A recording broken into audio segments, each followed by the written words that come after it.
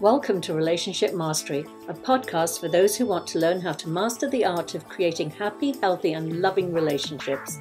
Please join me, Adey-Jones, and my co-host, Barry Selby, each Tuesday at 1 p.m. Pacific for a lively and informative conversation on everything to do with relationships. Welcome, everybody. Hi, Barry. Hi, Dale. Back for more fun and games. I know. Okay, so last week we were talking about conscious communication. Is that what we were talking about?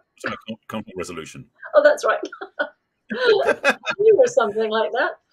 So, but I thought, the perfect follow-on to that is when there has been conflict is, obviously, apologies. How do you tie it up with a bow? Yeah, exactly. Well, no, because there's going to be another bow next week. We're going to do another one. Don't get ahead of myself. Yes, yeah. There's going to be another bow. So this is the show where we're going to talk about. So there has been conflict, and there's a place for apologies, authentic apologies. So we're going to talk today about how to make an authentic apology, because there's lots of ways, especially now. There's a very clever way where people claim to say I'm sorry, but exactly. Yeah, that dreaded but through it. But I want one piece though is that I want to also have this conversation about how to apologize when you realize you've made an error, because sometimes it isn't after a conflict only we need to apologize. Sometimes you trespassed, so to speak, where you did something incorrectly or you did somebody wrong. They might not have even noticed, but you want to apologize to clean up the act too. So it's not just for conflicts alone. This is about how to apologize authentically when you feel like you need to. Absolutely. I love that. Yeah, that's absolutely really, because the thing is, of course we apologize, to take responsibility, and if we've hurt another person is to acknowledge that and things like that. But equally so, it's for ourselves. It's 50% for, I would say, because as you say, we can apologize for something that the other person wasn't even aware of, but we're doing it for ourselves, to feel, in alignment with ourselves. Yeah, and in fact, I want to add one more piece as well. I've realized something I've done this a lot, and I'm trying to break the habit, attempting to break the habit. Is like when you do something, when you go down an aisle in a store and you're shopping, and you bump into somebody, rather than saying like "excuse me," a lot of times I've had a habit which I want to break of saying "I'm sorry," like I did something wrong. Yeah. And the thing is, sometimes we apologize for things we don't need to apologize for. So I want to make sure that's clear as well, because I've done that myself so many times, and recognizing that. Why am I apologizing? They bumped into me, for example, and I apologize. I'm like, no, that's not the thing to do. Say excuse me, maybe, or something else. Well, I think, well, first of all, trying to get rid of saying sorry when you were brought up in the UK is near impossible. It's like every other word. True, very true. Yes. when I play tennis, it's like whoops, sorry, and everybody's like, stop saying sorry, and I'm like, it's like you can't take the sorry out of the Brit. But also it loses the weight. That's why I say I want to make this important to realize that when we're apologizing, there's heft to this, there's value in it, not just some throw away. Exactly. Well, but the other thing again, when we do say sorry if we bump into somebody, it's sort of saying I'm sorry for being less aware of my surroundings, or I'm sorry that I didn't notice you, or something like that. So I think that some of those things that are appropriate to say, being very British here. Sometimes, yes. Now, the other thing is talking about, overly apologizing. I think, in this realm as well, I think it's really important, before we even start to apologize, I think we all need to take a breath. I think we all need to genuinely take a step back and look at a situation and say, first of all, ask ourselves, do I feel responsible for having hurt somebody else, either intentionally or not? I think before we ever apologize, we have to be very clear with ourselves that we feel it's authentic and that we feel we're responsible. And I say that because there are a lot of people walking around in the world who are perpetual victims, who have all of these feelings inside of them that they want to express. They don't know how to express them in a healthy manner. So what they do is they look to be offended or hurt or angry, so that they can have an avenue to express these feelings that are inside of them.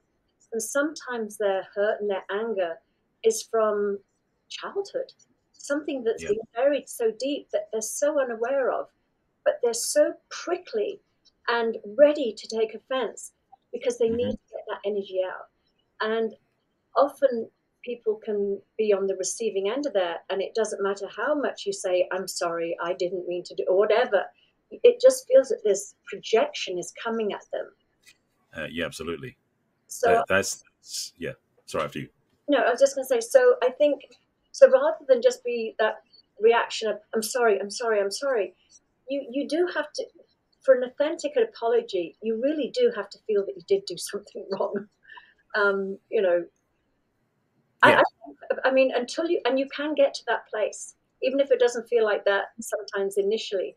What I'm trying to say is, before you apologize, if it doesn't feel clean to you, and if you don't feel responsible, it's better to say nothing. It's absolutely better to say nothing, because there's a custom right now where people are saying things like, well, I'm sorry you feel that way. And I'm sorry if I offended you. And it's got that undertone. It's like, don't say it. If it's going to come out like that, it's just going to stoke the fire, is what I'm trying to say. You've got to be really clean. Yeah, because that's not an authentic apology, for sure. So, yeah. Well, the thing I was to speak to on that is there is definitely, as I said earlier, about how I definitely had the built-in reflex, because it was a reflex of saying I'm sorry or apologizing when I didn't need to. So definitely was that part of being out of alignment.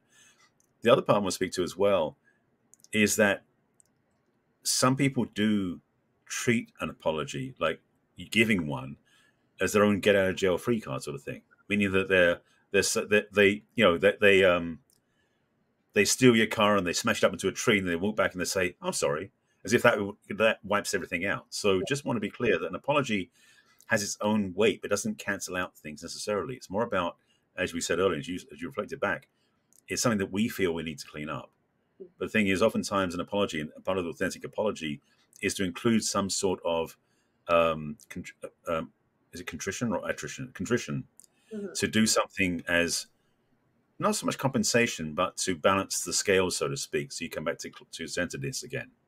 Yeah, I usually say something like that: make amends, to acknowledge the depth of the hurt and the pain you may have caused, and things like that. But there's two things you touched on. One is, when we apologize, 100%, as I said, if it's not clean and there's an agenda attached to it, like, I'm going to apologize so we can move on, so I can get out of jail, that's not an authentic apology again. And again, the apology is not to gain something. It's not to gain forgiveness, to gain a get out of jail free card, or gain a clean slate. You're apologizing knowing that your apology might not be accepted.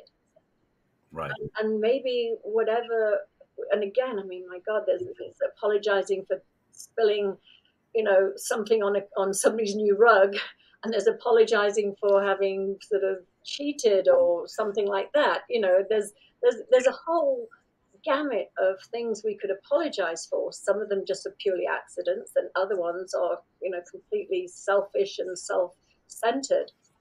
So again, it depends on whatever the situation is. But again, an apology should be given, a healthy one, an authentic one, should be given with no strings attached. Right. No. In fact, in fact, I would say the apology really is a way of expressing your ownership of what happened. Yeah, exactly. That's a wonderful way of saying it. Yeah, that's exactly what it is. It's the acknowledgement that I did something that, and again, taking responsibility and ownership. And what I was also going to say is before you make the apology, to take the time to really see where that action came from. Now, this is not to explain to the other person, because at that moment it might feel like it's to defend yourself, or to shift blame or to even make the other person responsible. Well, I did this because you did that. So we're not saying that. It's more about understanding yourself so clearly and say, oh my God, I did this. And I can see that I took that action because I was so triggered or so self-absorbed in that moment. I didn't think about the effect it was going to have on somebody else.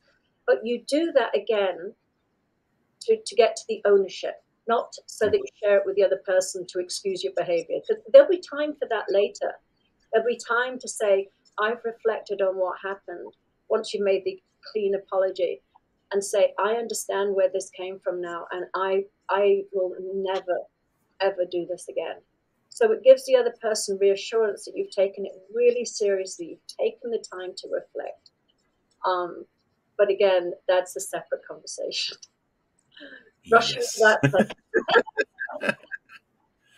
Well, the thing, and it's interesting. So we talked about last week about that about conflict resolution. These are like pieces of the puzzle, and recognizing that apology fits into place because it is part of that. I want to say cycle is the wrong word, but that loop of the completion that makes it easy to move on. Because oftentimes after a conflict, and there has been some sort of calming of nerves, it can still feel incomplete. You may say, it's over, great, we can move on, sort of thing. It's like, but sometimes there needs to be an apology from one part. Almost the sense, and I want to be clear how we say this, because again, authentically apologizing is the title of the episode.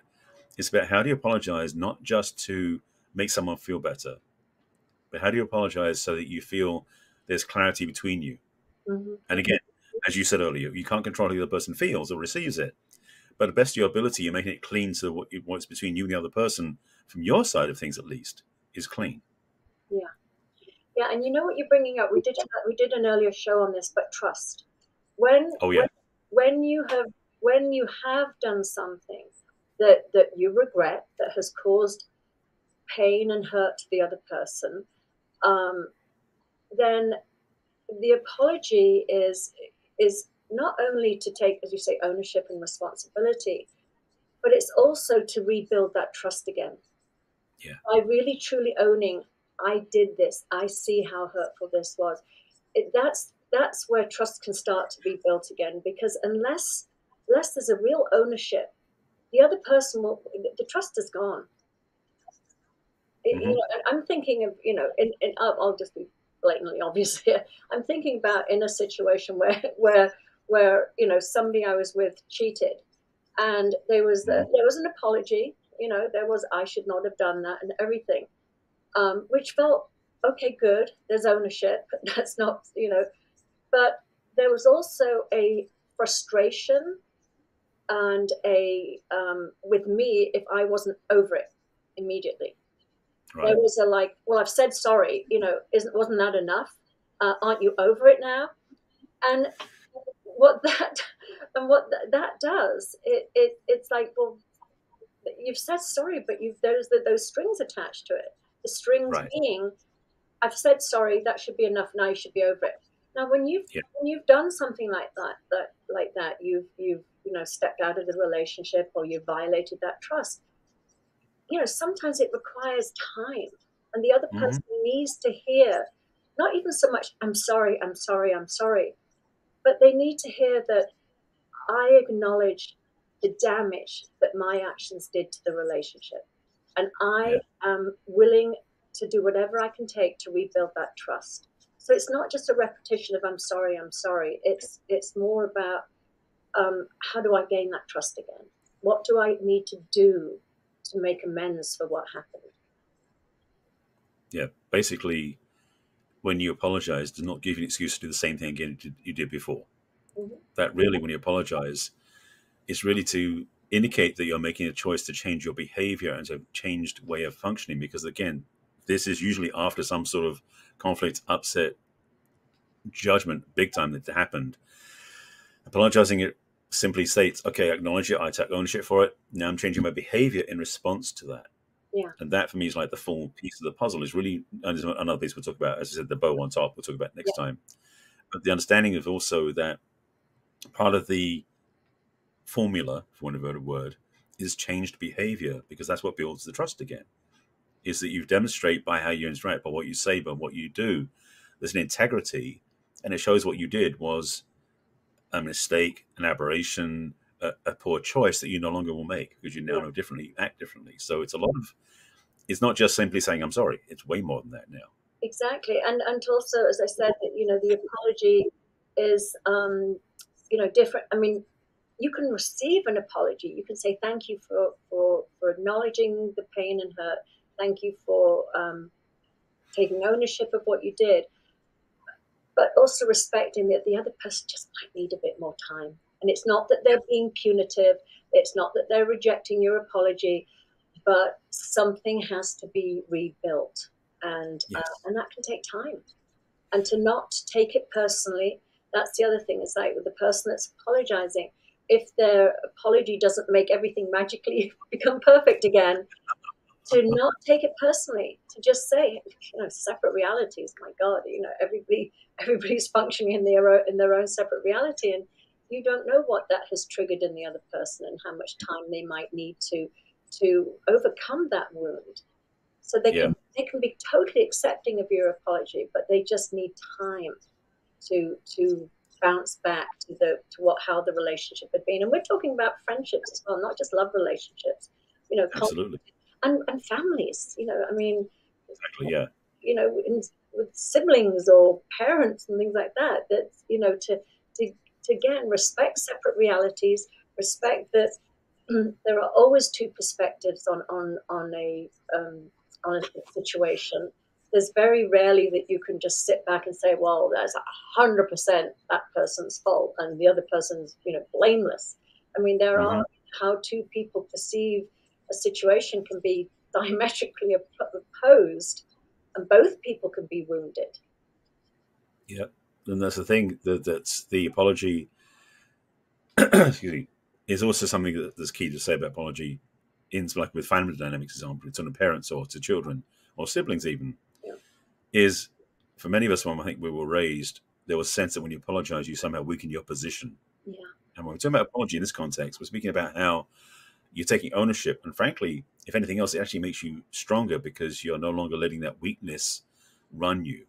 So make sure you understand that when you apologize, you're not demeaning your own power. You're not taking away your own authority. You're actually making yourself more aligned to your truth. And again, being authentic is one of the gifts you bring to the conversation that makes you cleaner, stronger, and more aligned. So yes, this is a key tool to use. You're bringing up a really great point. And I was thinking about this earlier. I mean, I know certainly in my family, I was riddled with shame. My mother could just be like, why? How could you? And it was like, oh God, I screwed up, I effed up. And, that can be such a trigger for people that they, and me, I'll own it. I mean, my natural defense is defensiveness. It's been hard for me to accept my humanity because it was so shaming to me growing up. It was like you did anything to avoid, being shamed. So you become a perfectionist to avoid shame, and you also sort of inadvertently have blind spots as to your humanity. We all screw up. We all, do the best we can. But my God, I mean, the fact that, we were just talking about it before the show, that we are these magnificent spiritual beings having a human experience. And while we're human, we are going to screw up. That's part of being human. That's part of the workshop we're in called Humanity. Yeah, exactly. So, to have that awareness. Did you grow up in an environment where you were shamed for just being a child, shamed for normal mistakes? Has that made you more defensive? As I said, I had to own that in myself. And, it's still horrible to say. Wish I didn't have to say it, but it is, I am aware of it, that it's, that that's part of that, taking that step back and that reflecting on yourself, going, hang on a minute, okay, are my defenses up right now, or is there something I genuinely can look at? That's the thing. It's an opportunity for self-reflection. I was going to share a little story, but something happened very recently for me. This happened by email. I I'm in a program right now with a coach who's awesome, and she's giving me some great insights. And what happened, basically, I got this email out of the blue from this woman who is working for this company, who basically in her first email was pitching me her stuff.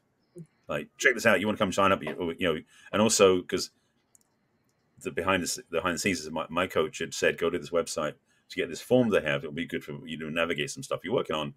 And the form it asked me to put in certain information, which included who referred me. So in the email, this woman blasted at me right at the front, says, "Oh, we're so happy about this person. They love this person, my coach." Mm-hmm. And so, it was like they presumed they knew me before they jumped in. And so I blasted back an email very quickly, which I then shared with my coach, where I basically, in my very English and sarcastic and thinking myself smart type response, kind of crucified her. Yeah.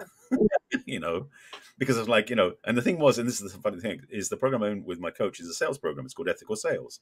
And this person was pitching sales from her side. So I was like saying, you screwed up, you did all this wrong. And it wasn't the words I used, but kind of the flavor. I said, if you want to learn how to do proper ethical sales, I can refer you to my coach who you already know, this sort of thing. And I thought, I was very proud of myself for sending the email off. Ooh, shaming. Absolutely, I know so much stuff. And I'm shame. Yeah. So I shared the email with my coach, and she said the first time she read it, she laughed out loud. It was so good. But then she started to sit back and said, it could be worded better. So we had this conversation, and she ended up helping me rewrite the email. And so what it did was I sent a second email to the person from the company, starting off apologizing. Yeah. It was meant as and I did it very cleanly, because the funny thing is my coach had me back off how much apology I made, because I really was going to like, oh my God, I so screwed up. I'm so sorry. I didn't mean to do that sort of thing. She said, no, just simply said, can we have a do-over? I apologize for what I said. Let's start again. Yeah. And I wrote a whole different email, which hasn't been responded to yet. Mm-hmm. But it was just interesting to recognize that, to be transparent, having done all this work, I'm still messing up. And that's part of the game. Yeah. And that's the thing I love about this work. But also the recognition is that one of the gifts, and this is the thing I was going to say is the key, is by apologizing oftentimes, we can have a do-over or a redo, depending on which country you're from. And the thing is, even though I have not heard back from this woman yet, and my coach is going to reach out to her because they know each other through the company or some way, it felt good for me just to simply say, you know what, I've cleaned the slate. Absolutely. I feel like I'm good. And that's really what the authentic apologies for me is what it's about, is having that sense of clarity inside, being cleaned up inside so I can move forward. And also sort of letting the ball rest in the other person's court, so to speak. So that way there's a chance for them to reach out. And the thing is now, I hope, presuming they didn't block me after the first email, that the second email gave them some peace of mind as well. Mm-hmm. I can't promise that. Like you said, it's like you can't control the other person's feelings, but I'd like to think that happened. Yeah. No, and that's such a great, and I love that example. And it's so great because we all, and that's what I also love about what you shared is that you saw in the speed in which you responded that there was a trigger. That's clarification. I was enjoying the trigger. Just to be clear, I was enjoying myself. That's the thing. Exactly. I know better, but but I still dived into the pit and said, "Oh, let me really work on this one." But because there's a righting of a wrong, that ego in there. It's like because me too. I mean, oh my God. I mean, we can. I just know if I want to respond quickly to something in that sort of energy of correcting somebody or something like that. Oh, I'm like holding my finger. Don't press send. Because it really is, that's your indication in this. If you're in a hurry to just get your point across, then there's something reactive in that moment. And that's when you need to just be like, whoa, hang on a minute. But again, as you said, I mean, it's lovely. Yes, it feels so good when we can own us. When we can actually say, oh, I just caught myself getting, caught up there. And because that's when we get to experience our growth. When we acknowledge something, we get to say, oh, I just uncovered a blind spot, or I just caught myself out there. That was the thing. That was the thing, because the thing is, I felt really good blasting back the first email. Like, I was really happy with myself, proud of myself. Like, I did good. I fixed it wrong. But the truth is, I felt a lot better on the second email. Exactly. That self-awareness and that shift and that clarity, again, back to being clean. Yeah. You're so right. Having that awareness that sending the second email, which was intended to erase the first one kind of thing, felt so much better. Yeah. than the initial victory I had of being the course corrector, you know? So definitely a Exactly. recommendation. Work. Exactly. Being right. Yeah. I love this conversation. It is such a rich one. Yeah, I know. It's I'm just trying to think through lately where I've been tempted to. Yeah, I mean, sort of family conflicts. I can see where you know, sometimes you just like you're tired or I've had enough of this or back and forth, and then sometimes it can be a little bit sharp where I want to Right. say something. Um, so interesting, I'm reflecting on when I said how I grew up, and I'm I'm such a different, and I love my mother. I mean, this is not Mhm. anything against my mother. I mean, she absolutely did the best she could. A lot of it was crazy. I talked about it before, but I know Yeah. she did the best she could. But I'm very, very aware that um, I am such a different mother. I never shame my children. I never sort of say, why did you do that? Or how could you have done that? I mean, just even those subtle little comments are so shaming. And what we don't realize is when we are like that with our children, it builds up over time that you grow up feeling so under a microscope or a magnifying glass of screwing up or that you become defensive, and then saying sorry is so hard when you build Right. that wall of you can't take any more pain, you can't take any more criticism, and it can be so subtle. But so I say that, I know we've done shows on parenting before, but to really, as parents, be very aware of, is it necessary to say that to our children? Our children know if they've screwed up. And when we give them the space, I think I shared this when we did the parenting one, um, when I first came across the principles in like 2009 when I first came across them, but when I really, really in depth went into them in like 2015, I my parenting changed completely, and I think I was being very aware of the shaming I felt as a child, so I knew Mhm. not to shame my children. But even so, I know that if I felt they could be rude to me, I would be a little defensive, like, don't talk to me like that. And when I stopped reacting like that and I gave everything a lot more space, I saw that my children were able to, if they did snap at me, because I wasn't sort of pouncing on them and saying, don't talk to me like that, they were Mhm. able, because there was no shame there, they were able to Right. actually reflect. There was room for them to reflect and for them to own their, take responsibility, own their position or whatever it was, take ownership of it, and to actually give a genuine apology, which I could then genuinely receive. So it's Mhm. a beautiful thing. I mean, I'm using the example with as a parent and children, but when we do give each other the space to reflect on our own behavior, a genuine apology safe to come out with. Absolutely. It's one of the biggest gifts we can give ourselves and each other. Yeah, Yeah, absolutely. yeah. Well, those are my last words. What are your last words? Um, basically, again, as I said earlier, in a lot of ways, an apology is selfish Yeah, in a way because what you're doing isn't apologize, you're cleaning up your own act. And as long as there is follow up action to go with it, then that apology is authentic and it has value. Again, how the other person receives it, up to them. But how you send it is up to you. I do have one more word, which is Oh, man. you said it was selfish, and I thought to myself, I think it's a gift to both people.